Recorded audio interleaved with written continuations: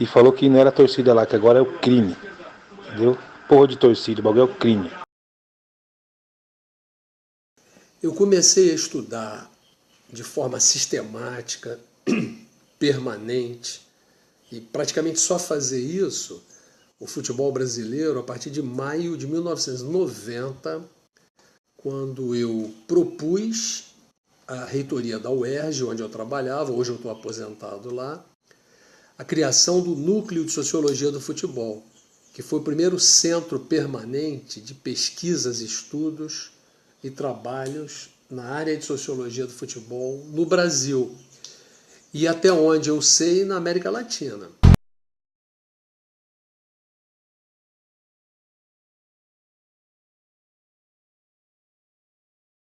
A primeira pesquisa, a primeira revista acadêmica de sociologia do futebol, chamada Pesquisa de Campo.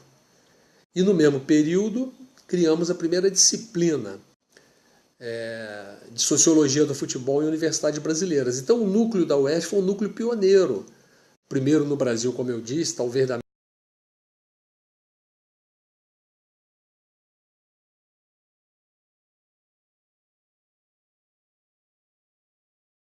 de 1988 é que aconteceu aquela que é considerada a primeira grande morte de torcedor no futebol brasileiro.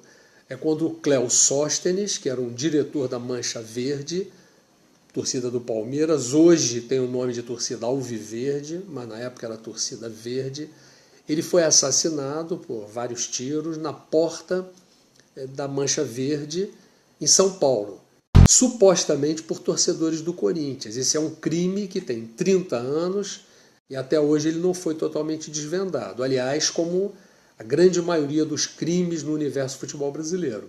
Eu já adianto um dado importante para você. Somente 3%, historicamente é isso, somente 3% de todos os crimes acontecidos no universo do futebol, assassinato, mutilação, depredação, racismo, que é crime, etc., etc., somente 3% são punidos até as últimas consequências, o que demonstra uma enorme impunidade no âmbito da violência no futebol, que é um reflexo da enorme impunidade no âmbito da violência geral no país.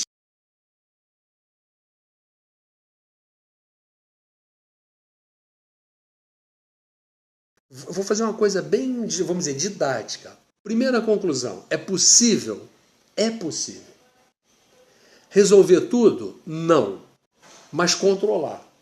Colocar em níveis, digamos, civilizatórios e sob o controle das ações da polícia e da justiça a violência. Terceiro, é preciso ter um plano estratégico nacional, que não temos e nunca tivemos. Nenhum governo, nenhum governo se preocupou efetivamente com isso.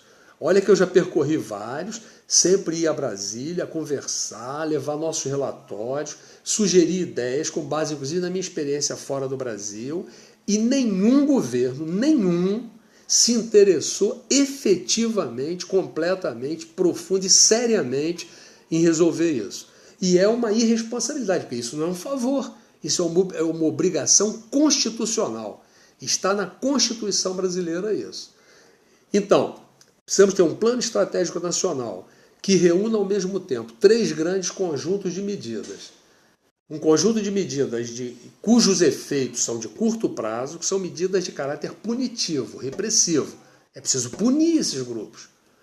Mas, ao mesmo tempo, precisamos aplicar um conjunto de medidas de caráter preventivo. É preciso evitar o problema. Nós fizemos um estudo na Universo. A Universo é a Universidade Salgado de Oliveira, uma universidade privada em Niterói, onde eu trabalho depois que eu me aposentei na UERJ. Nós fizemos um estudo lá em que a prevenção ela é 7 vezes, Jesse, mais barata, mais rápida e mais eficiente, você viu no livro, do que a repressão, embora a repressão seja imediata, seja necessária.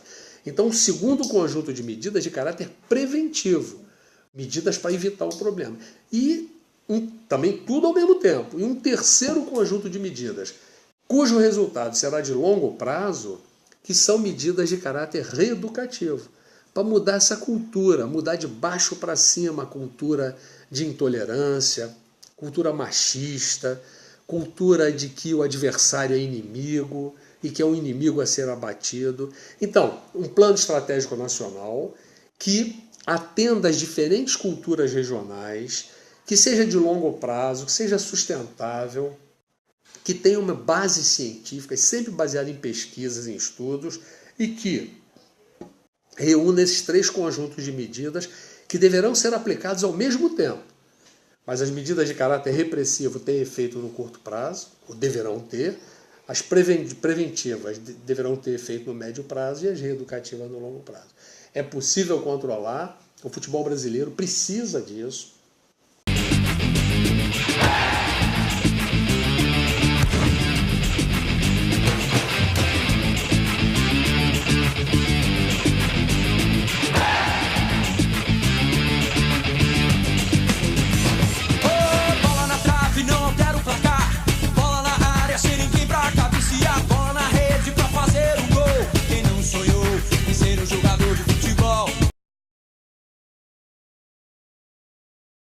Como a grande maioria dos crimes no universo futebol brasileiro.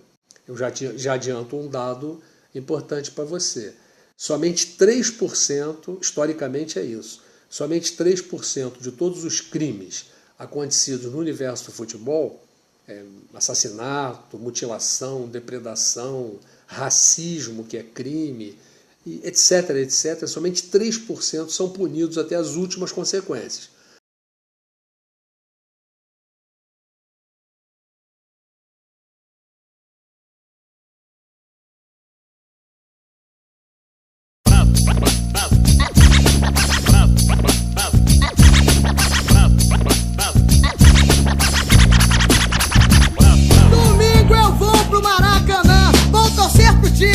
Time que sou fã, mas começa uma briga depois do portão de entrada. Raça fly e força jovem destruindo a arquibancada. Vendedor de mate, rádio de pilha voando e o bambu da bandeira. Violência, quero ver a gol de placa. Todo mundo se dá mal com meia dúzia de babaca. Meia dúzia de babaca. Meia dúzia de babaca.